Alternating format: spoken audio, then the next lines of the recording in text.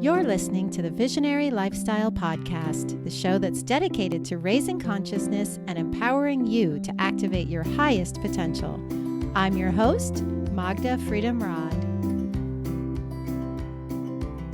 Welcome to the show. Today, I would like to walk you through the Visionary Lifestyle. So I have a toolkit that I've assembled of 7 steps to activate your highest potential. So if you listen to the introduction episode, you know a little bit about me and my background. And I wanted to take you a little bit deeper into Visionary Lifestyle on this episode. We're not going to go super deep because we're going to save some of the deeper conversations for the interviews that we have coming up. But I wanted to give you an overview of what the Visionary Lifestyle is so that you know where I'm coming from. And this can also serve to help you make sure that you're in the right place and you're resonating with what I'm talking about. And I suspect if you're here listening, you're already on the same vibration, the same track that I am. But I hope that you enjoy this show. We're going to start with number 1 on my list, which is yoga. So we're talking about the Visionary Lifestyle Toolkit to activating your highest potential. Number 1 of 7 is yoga. And when I say yoga, I'm not just referring to the asanas, the physical practice. Yoga is really a philosophy. It's a way of life. And I really like to take every chance that I get to drill that into the minds of my students, that it's not just a physical posture, although here in the West, it has become that for many people. The yoga that I'm referring to is traditional yoga, which originated in India over 5,000 years ago, along with the sister science of Ayurveda. But yoga specifically was designed as preparation for meditation, to prepare the body and the mind for meditation. So it releases stagnant energy from the body. It gets the breath moving. It gets the blood oxygenated. It helps the mind to be more still. It helps the body to be more comfortable while it's sitting still for meditation. It also helps to empower, strengthen, harmonize, and balance the body, which is critical because we have to keep our vessel, our body temple healthy so that we're not distracted by disease and pain, so that we can focus on what we're here for, which is to give and receive love, right? As you get to know me better, you'll hear me say that often. It's one of my core beliefs, really, that the reason that we're here on this planet is to practice the art of giving and receiving love. And we have so many opportunities to do that throughout our lives. So I wanted to stress how important yoga is. I've been doing yoga for just over 18 years personally. I discovered it when I was pregnant with my daughter. So I credit her with leading me to this life tool that if I hadn't found yoga, I don't know where I'd be, honestly, right now. It is a practice that keeps me sane. It keeps me healthy. Physically, mentally, spiritually. Yoga means union. So it's the union of body, mind, and spirit. And it really teaches you how to be in your body. I love teaching yoga. It's one of my greatest gifts in this lifetime. And I'm so grateful for it. And so along with the physical postures, in future episodes of this podcast, we'll be interviewing people talking about Patanjali's Yoga Sutras, which is essentially a collection of texts, which is essentially the philosophy of yoga. And you've probably heard of the 8 limbs of yoga, possibly. So it goes deeper into that. They're basically ways of being in the world that add up to the yogic lifestyle. So the Visionary Lifestyle is very much a yogic lifestyle. And one thing that I often say, sort of tongue-in-cheek to my students, but I actually mean it, is that yoga is the gateway drug. It's the gateway to higher consciousness. It's the gateway to expansion in so many ways that you can't even imagine. And it's a beautiful way to connect with your higher self, to find peace, to learn how to be balanced and grounded and centered in this body, in this moment on this planet, which is, I think, a really important life skill in the day and age that we're living in right now. So I want to start with that. I will be sharing some yoga classes with you. I'll be sharing some audio of my yoga classes with you. We'll be interviewing yogis on the show, and I want to impart as many tools to you during these episodes as I can. So we will definitely be talking a lot about yoga. So just wanted you to know where I'm coming from when I talk about yoga. And the style of yoga that I teach, I consider it to be a real melange, if you will, of different styles. I am trained by, my teacher's name is Rainbow Mars. That's her real name. And the style that I was trained in by her is called Rayoka, which is integration of the sun. So that's my foundation in terms of what I've learned to teach. But I've really mixed it up with several other styles of yoga that now I've coined what I teach visionary yoga, because it's not really any one kind of yoga that I can point to. It's a sort of vinyasa flow, but it's also very visionary because I talk a lot about visualizations. I offer a lot of visualizations. I also focus a lot on the chakras and do energy work throughout the practice. So it's really kind of a special blend of different styles of yoga that I've come up with. So that's it on yoga. That's number one. That's at the very top of the list. I like to think of yoga too as, when you need a moment to get centered or balanced or grounded for whatever reason, you can really look at your mat as your own personal temple. So when you step onto the mat, that's your place for quiet, for alone time with your higher self, for transformation. You can even look at your mat as like a magic carpet. It's like, where are we going today? You can actually take a journey, or you can just come to center. But it's such a gift. And yoga is, something that once you learn how to do it on your own, it's something you can take with you around the world all the time for your entire life. You can share it with others. It's completely free. You don't even need a mat. You can do it straight on the earth, straight on the floor, wherever you are. And, some people might be thinking that they can't practice yoga. Maybe you have physical disabilities or, other limiting things. But yoga is also not just the ones that you see on Instagram.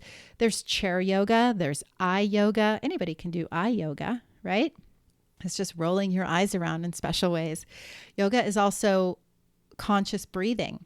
So pranayama is the name for the conscious breathing, which goes hand in hand with the yoga, because if you're not breathing, you're not doing yoga.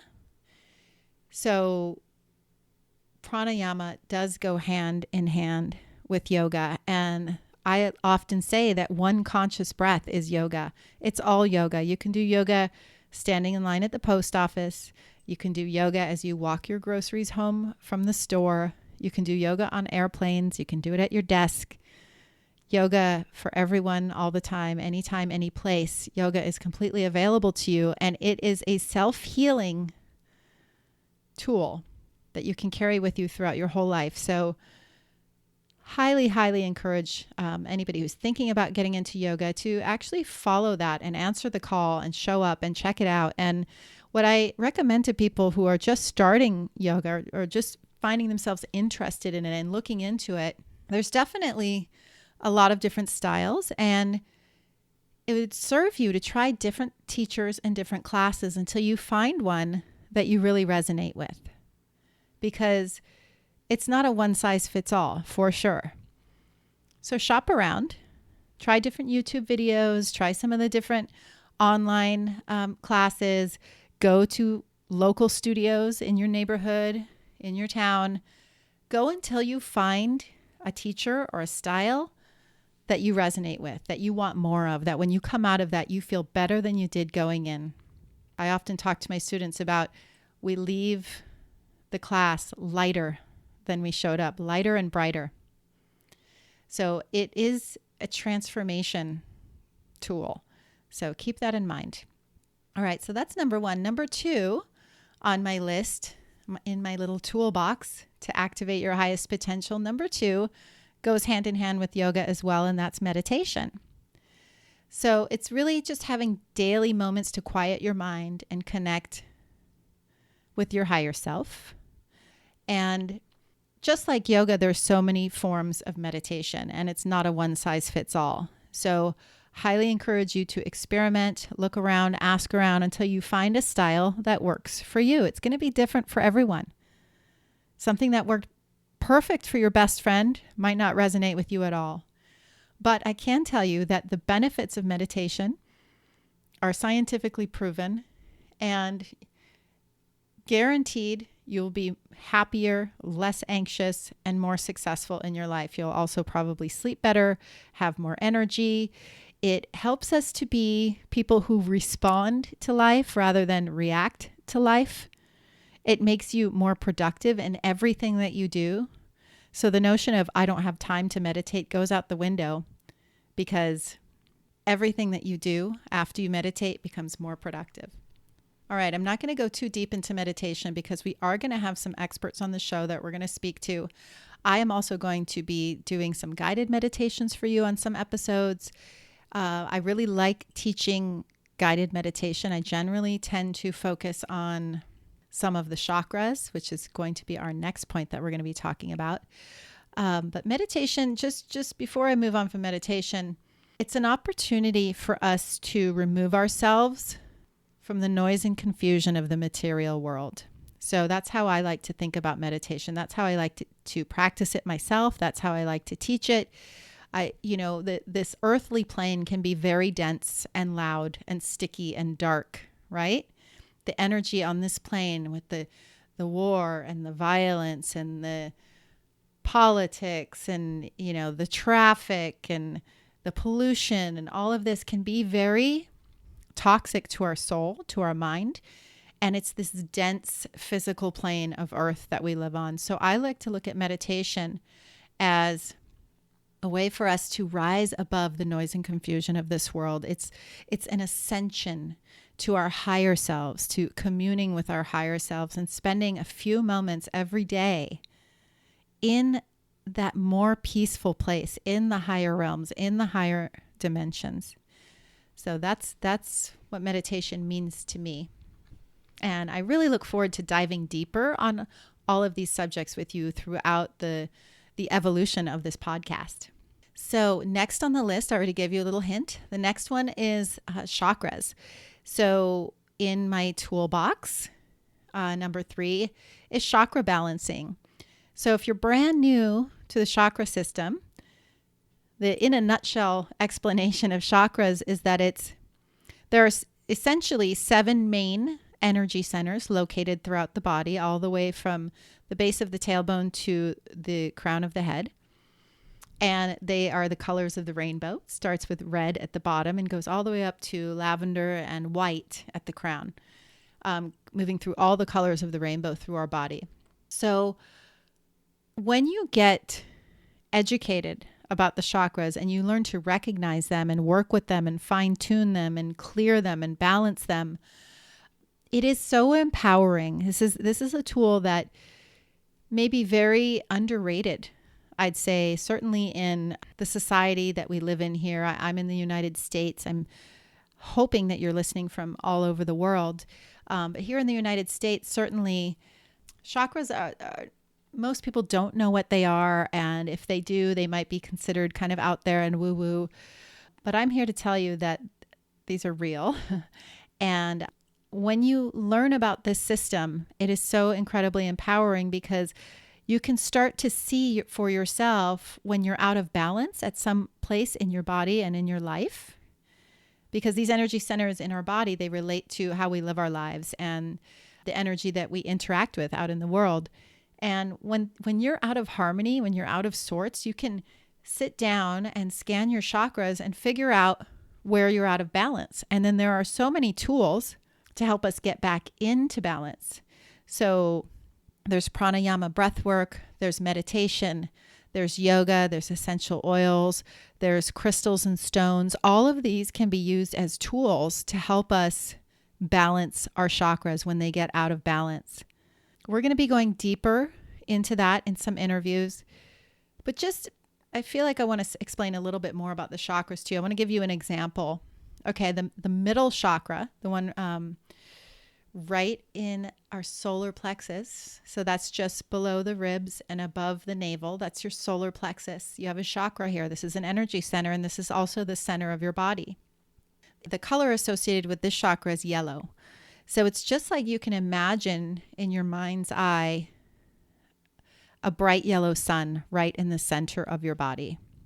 And the qualities associated with this energy center, with this chakra, are personal power and courage and energy. So, for example, if you're feeling lethargic or shy, say maybe you have a job interview coming up and you really want this job and you're all shy and nervous and you don't know what you're going to say and you're just feeling kind of timid and weak about it and stressed and anxious and like, oh, I don't know how I'm going to do and what I'm going to say. And I'm going to be so nervous when I walk in that room. And, you know, you can think yourself into a fit like that, right? Well, what I would do in that situation is I would work on my solar plexus chakra before that interview. So the qualities of that chakra being in harmony and being balanced is that we're courageous. We're in our power. We're not timid and shy. We're in our power. We're confident. And the danger of that chakra going too big is it can go into ego. So if our chakra is way expanded out of control, way bigger than it should be, we can be just living purely in ego, not listening to what other people say, being completely self-centered. It's all about me, me, me. That's an out of balance chakra being too big, and for the solar plexus specifically. And again, when it's too small, you can be timid and shy and insecure, right? So to walk into that interview, you want to be in your power. You want to be courageous. You want to be solid. You want to be strong, right? So a great way to balance that chakra, because if you're timid and shy and scared, it's because it's too small. So to get it back into balance, to get it a little bit larger and opened up, we can use all those tools that I mentioned. One of my favorite ones for the solar plexus specifically is the yoga pose, any core yoga poses, but plank pose. So, and your body's in a straight line, you're on your hands, your arms are stretched out. That engages the core, right where that chakra is. You can breathe straight into that chakra, do a few breaths there, and just really fire yourself up. It's like getting your inner fire burning. It's getting that wheel, because the chakras are like wheels, getting it spinning. I often like to use the visual of bringing your breath into your body like you're blowing it into a pinwheel and getting that pinwheel spinning. We want to see our chakras spinning like pinwheels. So that's one. Another one is doing a meditation. When I am working on my solar plexus chakra, I like to meditate at sunset, facing the sun. So it's like I have that visual representation of the sun. That's exactly what's inside me.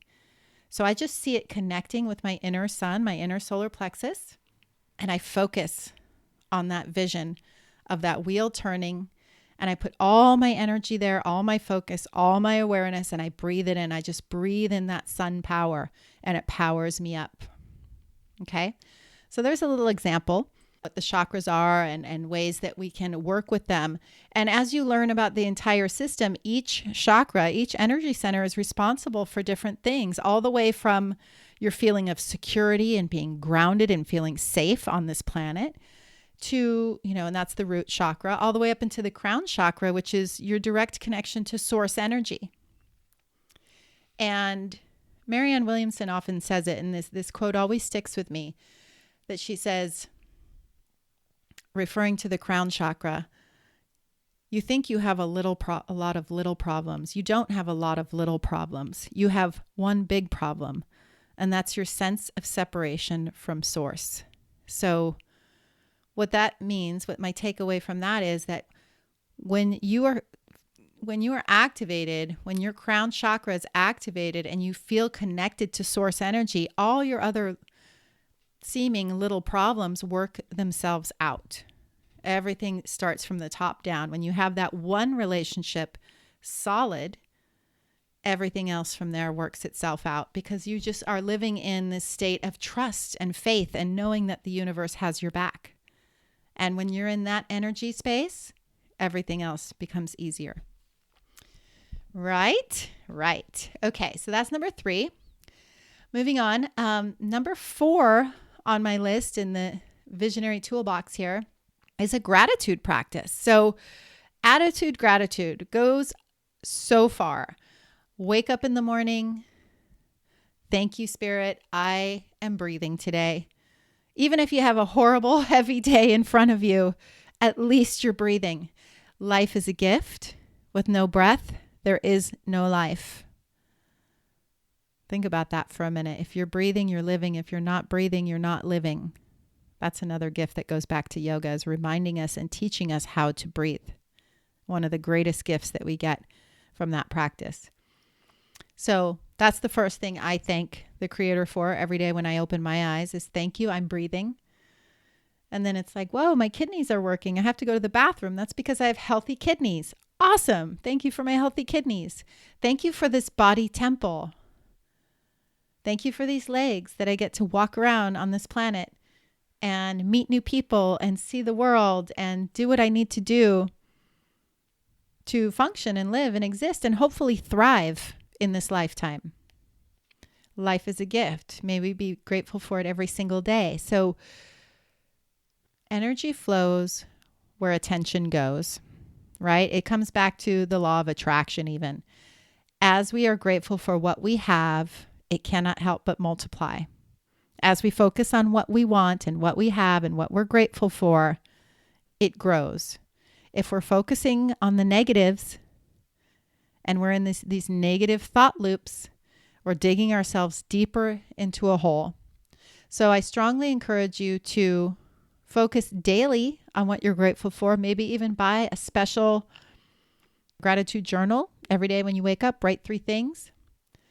Or there's another tool that I see some people using where you get a little piece of paper and you write down daily or weekly something awesome that happened or something that you're grateful for. Put it in the jar or the vase, and then at the end of the year, go through and read all those. And maybe you forgot about all those amazing things that you did that you were grateful for. But just keeping our awareness on gratitude and keeping our awareness on what we are grateful for and what we appreciate in our lives. It's a huge tool. So that's definitely an essential. So moving on to number 5. Number 5 is the notion of service. So service can also be activism. So being in service or activism, it contributes to a better world, and it creates a sense of fulfillment in your life, and it even heightens self-esteem. So by giving to someone in need, being of service, maybe you have an elderly neighbor that you can go grocery shopping for or make a meal for once a week. Or maybe you have a single mom of a small child that lives next door to you that you can babysit the kid a couple hours a week and give mom a break. Or, there's infinite ways. Whatever you're surrounded by, whatever you're called to. You can also, be someone who works in a nonprofit, and then your job is being of service. That's right livelihood. There's so many nonprofits all over the world. So it's like, choose your cause. What is the cause that breaks your heart?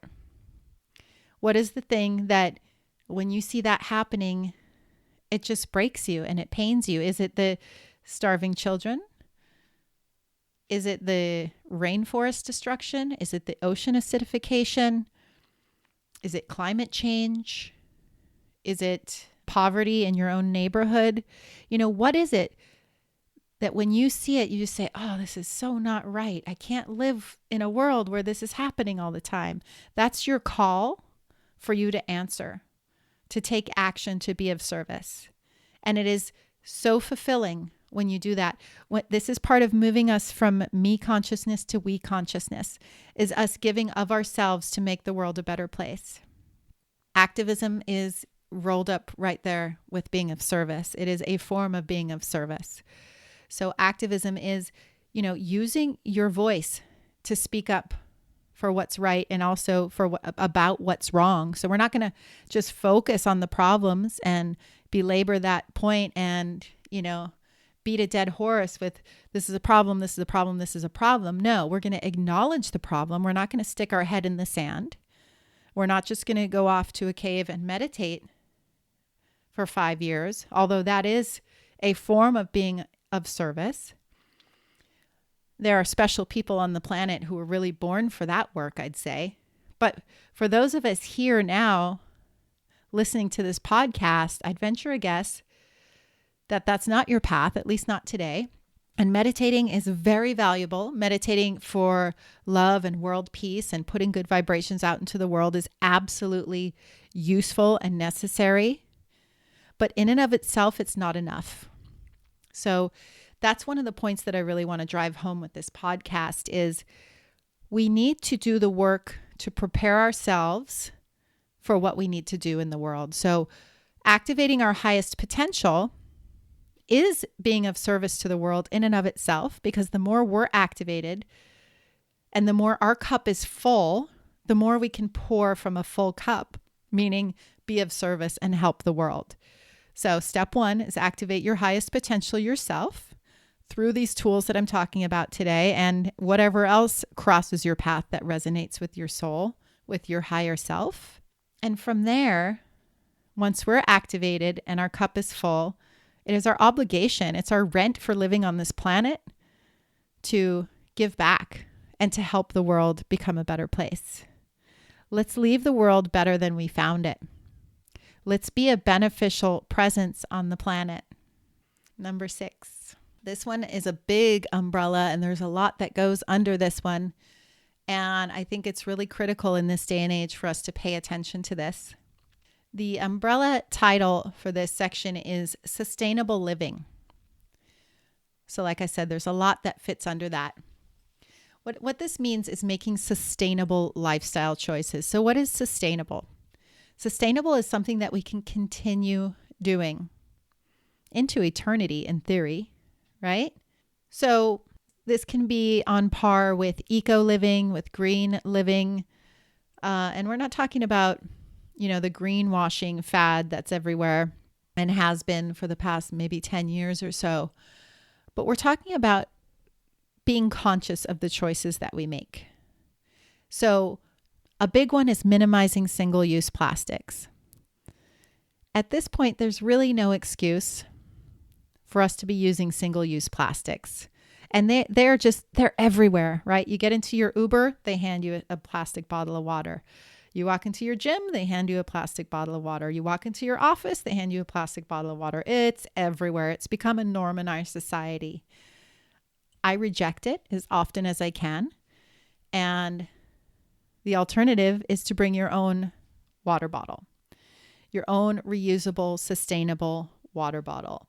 Same goes for bags, shopping bags, right? So when you go grocery shopping, bring your own bags. Let's not take the resources. Let's not take the plastic bags made from oil. Let's not take the paper bags made from trees.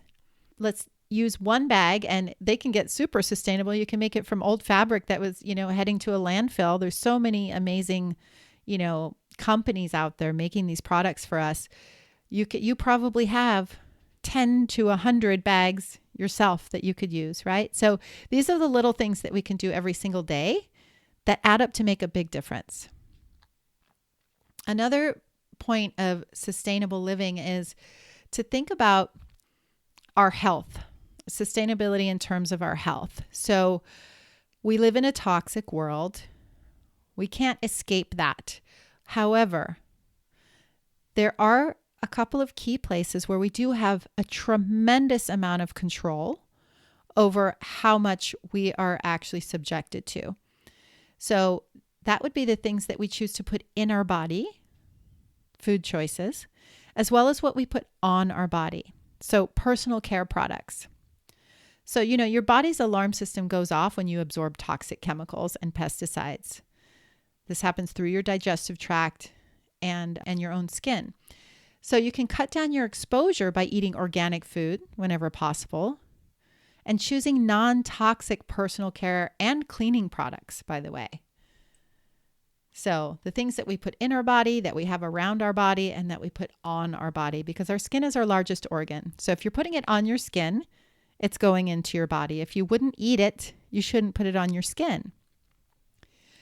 I'm definitely going to be having experts on the show to talk about personal care products, because this is what I learned. I used to have a store, a Visionary boutique, and I sold makeup and personal care products. And I used to educate people about this all day long. And I would see that people didn't have the information because people didn't know what was going on, because everybody makes the assumption that if it was toxic and poisonous and could give us cancer, they wouldn't be allowed to sell it to us, right? That's the assumption. But I'm sorry to tell you that the FDA does not have your back on this. There is no regulating body for personal care products.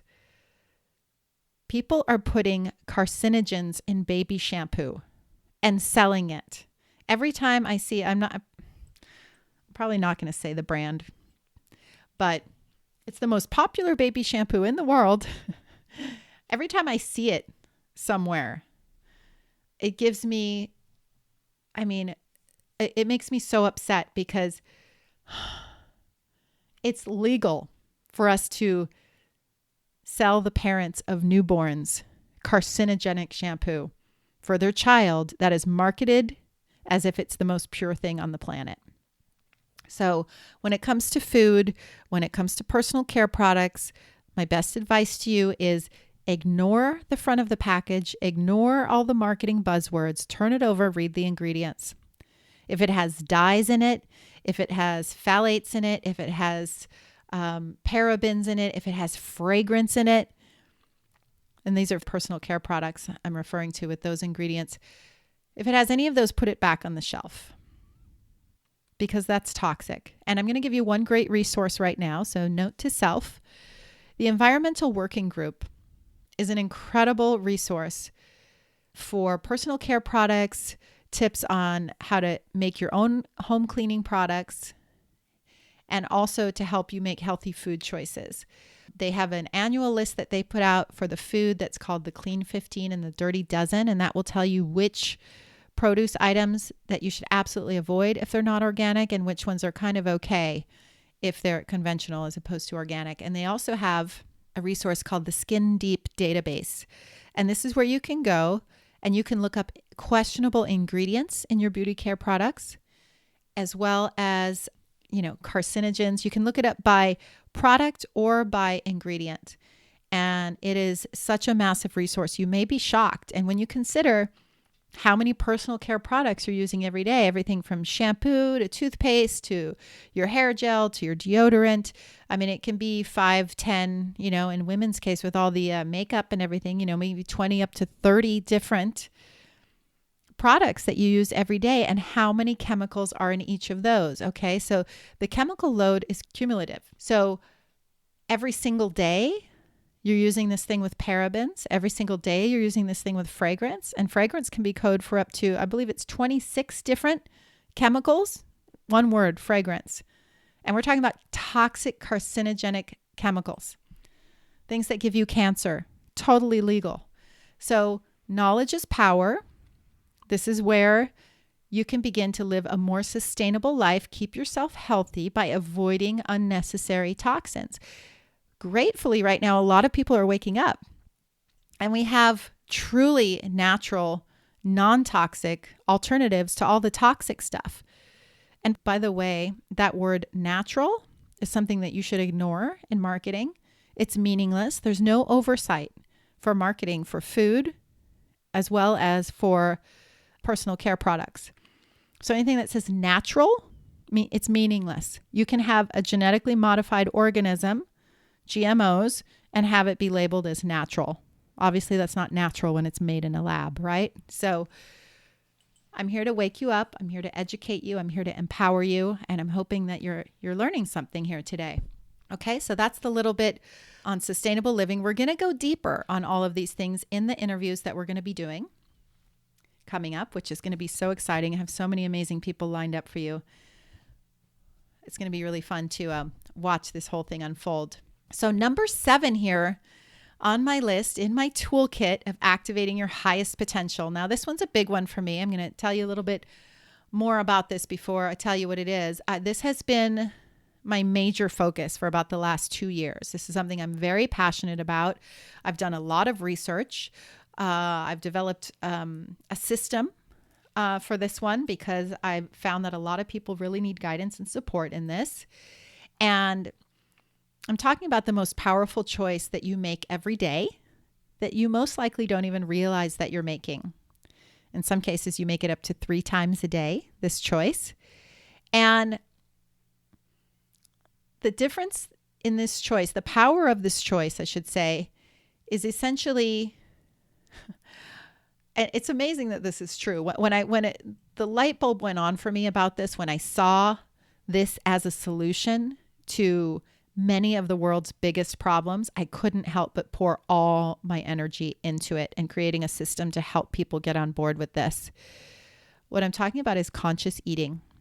So the truth is that the food choices that you make every single day are so powerful that they're either medicine or poison, first of all, for your body, as well as for the planet. And that's what a lot of people, I think, don't recognize or realize, that one choice can create a healthy, thriving, sustainable planet, whereas the other choice can create a planet full of sick, diseased people and a sick, diseased planet. And it's literally like 2 sides of a coin.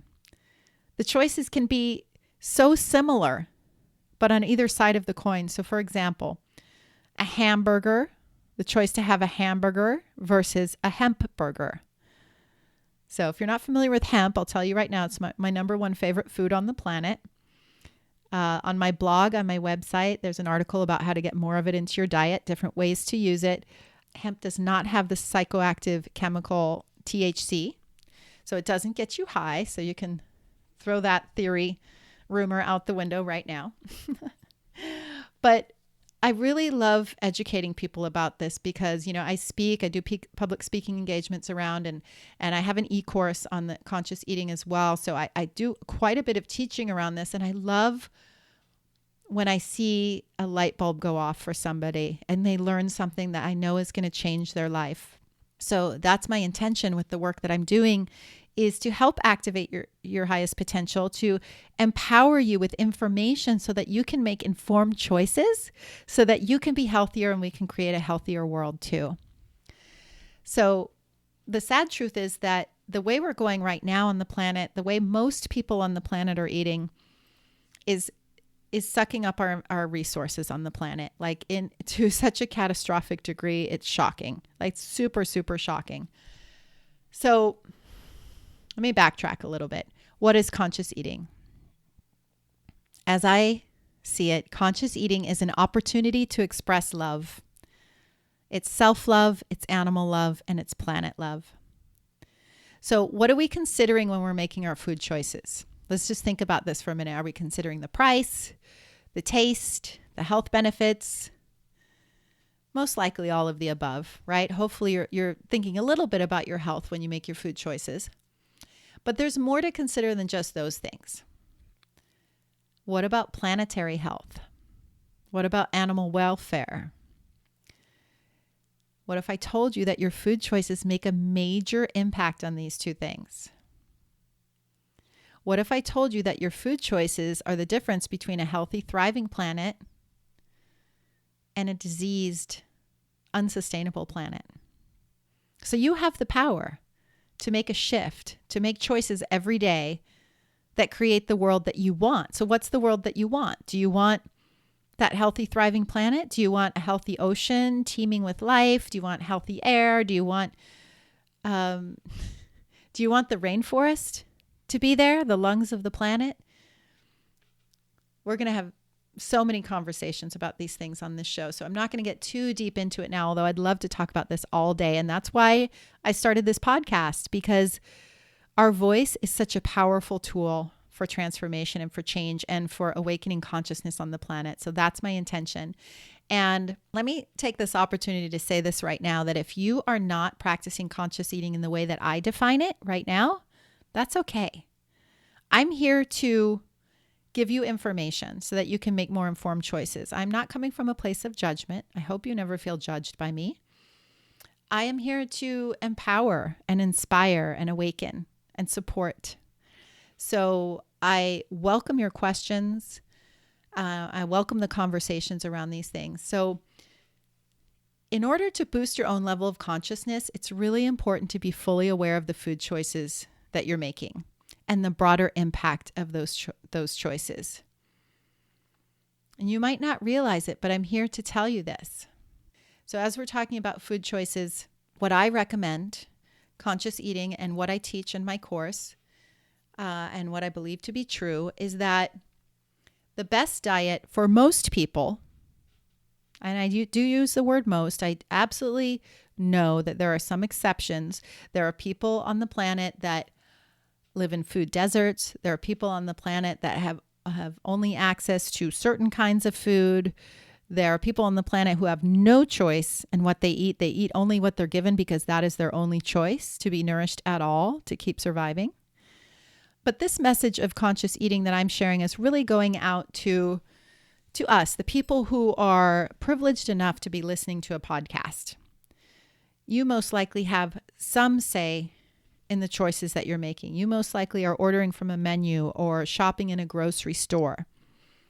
That gives you a tremendous amount of power to choose what can make you healthy versus sick, what can make the world healthy versus sick.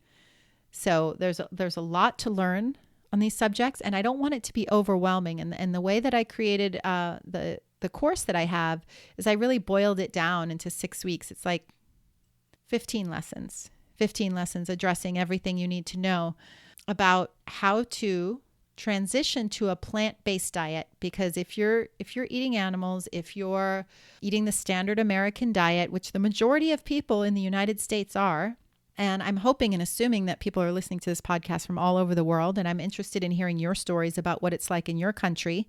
We still have GMOs in the US. There are 80 countries around the world that have banned GMOs, genetically modified organisms. They're still allowed in the US, and they're everywhere. So, being informed about that is a big thing that helps make you and the world healthier by you learning how to avoid them, because they're in 80% of our food in our restaurants and our grocery stores. So again, empower yourself with knowledge. I want to simplify this stuff for you as much as I can. So again, I welcome your questions. I will be doing Q&A episodes. So I look forward to your questions and answering them. And I want to find out where you guys are stuck so I can help you get past that and we can all be healthy and create this beautiful world together, right? So when it comes to food, my recommendation is a whole foods plant-based diet, and not in a fanatical way, just in a rational, reasonable way. And there's going to be so much more to talk about, but that's in a nutshell. That's my recommendation. Again, for most people, there are some people that have medical conditions that require them to eat some animal products here and there, and in limited quantities. And there's no judgment on that. Yes, provide your body temple with what's needed to help it run optimally. So in regards to conscious eating, one thing that I want to talk about just a little bit is water, and that all water is not created equal. And one thing that I would really love people to be informed about is tap water. And depending on what city you live in, the majority of cities, I believe, in the United States, I don't know how it is around the world. I'm interested in learning more about that, actually. The majority of water in the United States does have fluoride in it and is often contaminated with antibiotics and old pharmaceuticals. The fluoride is a big concern. It does calcify the pineal gland, which helps us to stay asleep. And decalcifying the pineal gland is very important for us to wake up and to see the higher truths and to connect with the information that we need to know, to learn and grow as people evolving into higher consciousness on planet Earth. So water is important. I recommend spring water if you can get it, if you can find it. Natural spring water is the best. There are so many. Water is a whole conversation. We'll have to do an entire episode on water. But right now, I just want to remind you to not drink tap water if you have a choice. If you can do reverse osmosis, which is not ideal, but it's much better than tap water, it's important to remineralize that. You can just add a little bit of pink salt, and that has a whole bunch of minerals in it that your body needs. So if you're going to do reverse osmosis, remineralize your water. Same thing with distilled water. It takes out the good stuff and the bad stuff. So you have to remineralize it. That's important so we don't get depleted on minerals that our bodies need. Also with water, it's not just the kind of water, but it's the amount of water. So what's recommended is to take your body weight and cut it in half and drink that many ounces of water every day. So if you weigh 100 pounds, you want to drink 50 ounces of water daily. Unless you're a workout queen or king and you're sweating bullets all day, then maybe you want to have a little bit more. But that's a good average starting point, a little bit more, but you don't want to have double that because there is such a thing as water poisoning. So I'm hoping to be a resource for you to help you translate all the information that's out there about health and wellness and food and diet and nutrition and disease. You know, I do believe that the major diseases, at least in the United States, we're talking about heart disease, number one, cancer, diabetes, obesity. All of these are diet and lifestyle related. And one thing that you'll hear me say often is that prevention is the cure. So let's not wait until we're sick with all these diseases and have to work our way back to health. Let's prevent ourselves from even getting those diseases. Let's stay healthy. In fact, let's get healthier than we even knew we could be. Because when you start to get on this conscious eating train, especially if you're, really into the standard American diet, which is generally animal products and processed foods, if you go from that to a whole foods plant-based diet, aka conscious eating, you're going to see some tremendous, remarkable improvements, and your body's going to feel better than you ever knew it could. So I look forward to conversations with people who are on that track. Another thing I want to mention after water is superfoods.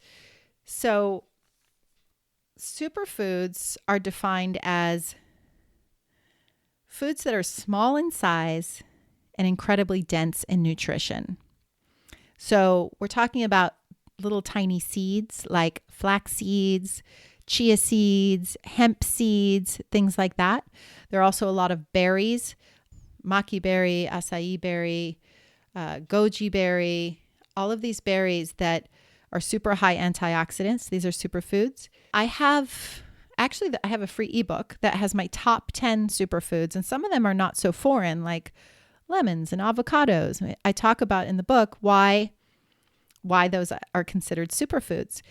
But the more we can get these superfoods into our diet, the more the unhealthy stuff will just fall away. So it's kind of like a crowd out method. Add these things and the things that are less healthy will just fall away. So it doesn't have to be such a big effort of, oh, I'm not allowed to eat this anymore. And in this whole deprivation mindset, that doesn't work. I know for me personally, I boomerang back from that. If I deprive myself of something and I feel like I'm being deprived, I will totally boomerang back in the opposite direction. So I advocate the crowd out method. That's why I made this ebook. You can just go on my website, consciouseating101.com, and you can get it right there. It's free, and that'll get you started on the conscious eating train.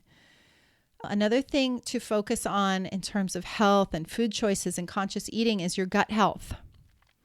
So your gut holds approximately 60 to 70% of your immune system. So it stands to reason that it would be a good place to reduce chronic inflammation. If your gut's in bad shape, you can only imagine that your immune system is some serious trouble. So ways to improve your gut health, and what we're talking about with gut health is basically putting good bacteria in.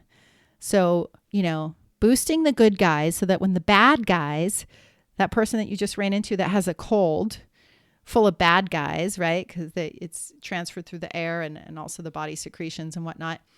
The way that you avoid receiving those bad guys is you have enough good guys in your gut to knock out the bad guys. When the bad guys come in, the good guys take care of them and send them on their way before they even grab a hold of you. So that's my little nugget about gut health.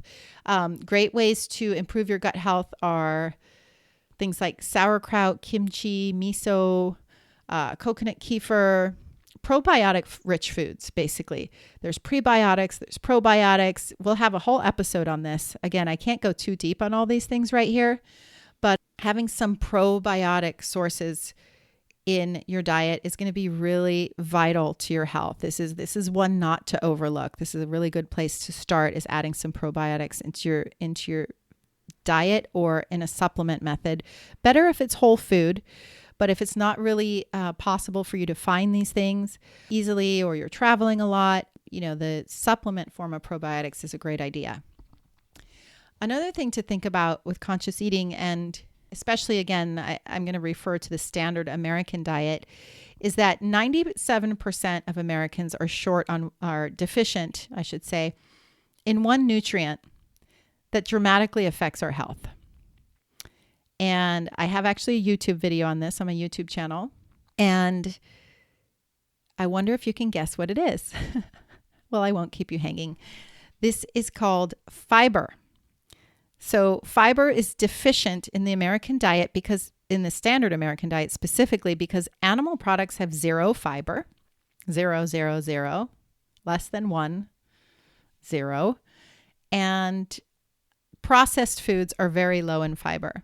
So for the people that are surviving on animal products and processed foods, this is why we have all these supplements on the market like Metamucil and things to add fiber back in your diet. Well, you shouldn't have to add it back in. It should just be in part of your normal diet. And if you eat a whole foods plant-based diet, you're going to have more than enough fiber. So this is for your digestive tract. This is for your internal health. So, not having enough fiber can lead to heart disease. It can lead to colon and rectal cancer. There's some big stuff, life-threatening stuff that can happen when you don't have enough fiber. So please don't just eat the animal products and go get your Metamucil.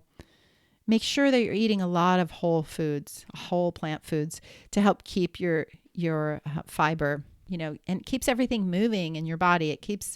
It's one of the essential nutrients to keep you healthy. And so many people in the United States are super deficient in it. So check out my YouTube video about that. And empower yourself. It's just a 2-minute video. Empower yourself with some information about that and get yourself healthy, because prevention is the cure. So those are the main things that I really wanted to touch on today. We are going to go deeper on all of these things in future episodes. I would love for you to write to me, and I'd love to hear more about what your questions are, where you're coming from, what you want to hear more about, what you want to learn more about. Hopefully, you're resonating with the things that I'm talking about and you're interested in learning about these things. I want to be a student right along with you while we interview people. I've been doing yoga for 18 years. I've been teaching for quite a while, but I still consider myself a student. And again, it's all yoga, right? So the yoga, the meditation, the chakra balancing, the gratitude practice, the being of service, the sustainable living, the conscious eating. For me, these all fall under the umbrella of Visionary Lifestyle. And on the top of that list is yoga. It's all yoga. This is the yogic lifestyle. And I'm about helping us live in harmony with our values. So the conscious eating is helping you bring your food choices into alignment with your values. And hopefully all these other practices I'm talking about help us bring ourselves in general, in a holistic way, more into alignment with our values. So I really look forward to continuing the conversation with you. I'm going to bring you as many practical tools as I can. I'm going to be bringing you super amazing, inspiring interviews with solutionaries and conscious media makers. We're talking about filmmakers, musicians, authors, social entrepreneurs. There's so many people that I have lined up for interviews that I can't even wait to have all these conversations. And I thank you so much for tuning in and listening, and for giving me the audience and the platform to share this. And I really want this to be a call to join the tribe together of people who want to be a beneficial presence on the planet, who want themselves to be healthy so that they have enough to give back. I want this to be the clarion call to the rainbow warriors mentioned in the Hopi prophecy. Where are my rainbow warriors? We're from all classes, colors, and creeds, right? Let's come together. Let's work together. Let's empower each other. Let's support each other. Let's create a community, and let's make choices to the best of our ability. Let's make choices that make the world a better place. May we be of benefit. I could talk about this all day, and that's why I had to start this podcast, because I just want to have this conversation constantly. This is what I want to talk about all day, every day. So thank you so much again for showing up and for listening. I can't wait for the next episode. Until then, I hope you have the blessed day ever. Namaste. Today's episode is brought to you by the Conscious Eating 101 e-course. This is a 6-week online course aimed at empowering you to make food choices that are in alignment with your values. The program is based on ahimsa, also known as non-harm, and helps you make every bite that you take an expression of love, self-love, animal love, and planet love. The course offers 15 lessons and 20 nutritious and delicious recipes and is offered over 6 weeks that you can do at your own pace. It includes lessons like plant-based nutrition, protein, dairy alternatives, the story on sugar, GMOs, label reading, and many more. If you're looking to increase your health and happiness, balance your weight, reduce your footprint on the planet, and align your food choices with your values, or are interested in being part of the solution to huge world problems like climate change, rainforest destruction, and world hunger, then this is the course for you. If this speaks to you, please check out consciouseating101.com today.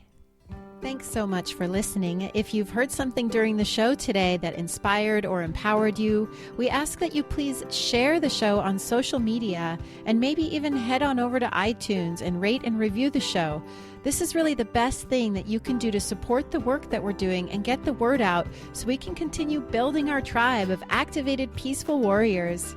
You can also support our work by making a small recurring monthly donation to us on Patreon. Check out our perks there. Just head over to patreon.com/Visionary Lifestyle. Thank you so much for your support. Namaste.